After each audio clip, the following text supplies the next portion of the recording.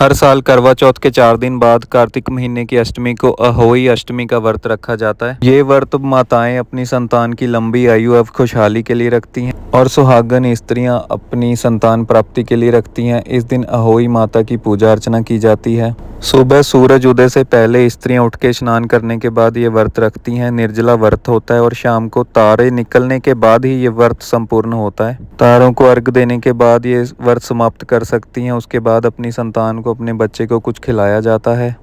अपने बच्चे की लंबी आयु एवं खुशहाली के लिए ये निर्जला व्रत रखा जाता है।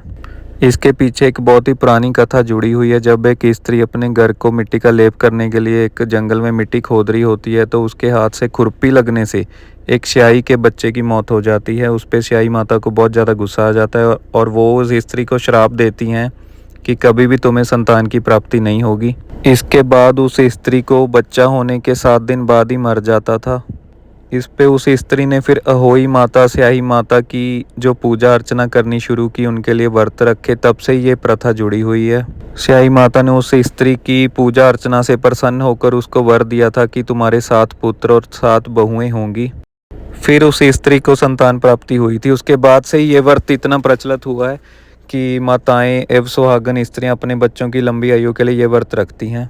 और पार्वती माँ के होई रूप की पूजा अर्चना की जाती है, स्याही माता की पूजा की जाती है और शाम को भगवान को भोग लगाने के बाद अपने बच्चों को भी खाना खिलाया जाता है। जब तारे निकल जाते हैं उनका अर्घ देने के बाद ये व्रत खोला जाता है। होई का मतलब होता है अनहोनी को भी होनी करना। जैसे संतान प्राप्ति हुई थी उस स्त्री को, उसके बाद से ही ऐसी कथा बनी हुई है। और अष्टमी का मतलब होता है 8वां दिन, कार्तिक महीने का 8वां दिन। अहोई अष्टमी ऐसे बनता है जब स्त्रियां व्रत रख के अपनी संतान की लंबी उम्र की कामना करती हैं। जिन महिलाओं के बच्चे की गर्भ में ही मौत हो जाती है और उनको संतान सुख प्राप्त नहीं हो पाता है, वो ये व्रत रखती हैं और अहोई माता की पूजा अर्चना करती हैं और शाम को तारों को अर्घ देने के बाद ये व्रत खोलती हैं तो उनको सुख प्राप्ति होती है, संतान प्राप्ति होती है। इस व्रत को रखने से संतान की हर तरह के रोगों से रक्षा होती है। स्याही माता बच्चों का भाग्य बनाती हैं और उन्हें हर तरह की बुरी नज़र से बचाती हैं। अहोई अष्टमी के दिन भगवान शिव और पार्वती माता की पूजा अर्चना करने से हर तरह की मनोकामना पूरी होती है। अहोई अष्टमी का व्रत रखकर अहोई माता की पूजा अर्चना करने पर जल्दी ही संतान की प्राप्ति होती है, शीघ्र ही संतान प्राप्ति होती है। ये व्रत सूर्य उदय से लेकर सूर्य अस्त तक रखा जाता है और पूरा दिन बिना जल प्राण किए ही रहा जाता है और शाम को तारों को जल का अर्घ देने के बाद ही ये व्रत खोला जाता है। काफ़ी पुराने समय से इस व्रत को रखने की परंपरा चली आ रही है। उत्तर भारत में अहोई अष्टमी का व्रत बहुत ज़्यादा प्रसिद्ध है। अहोई अष्टमी के व्रत का हिंदू धर्म में बहुत ही खास महत्व माना गया है। इसको पंजाब में चक्रियाँ का व्रत के नाम से भी माना जाता है, चक्रियाँ बोला जाता है।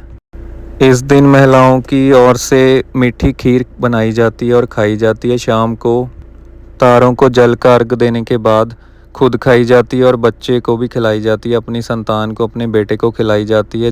ये निर्जला व्रत रख के महिलाएं अपने संतान की लंबी आयु की कामना करती हैं और अहोई माता की या पार्वती माता की, स्याही माता की पूजा करती हैं।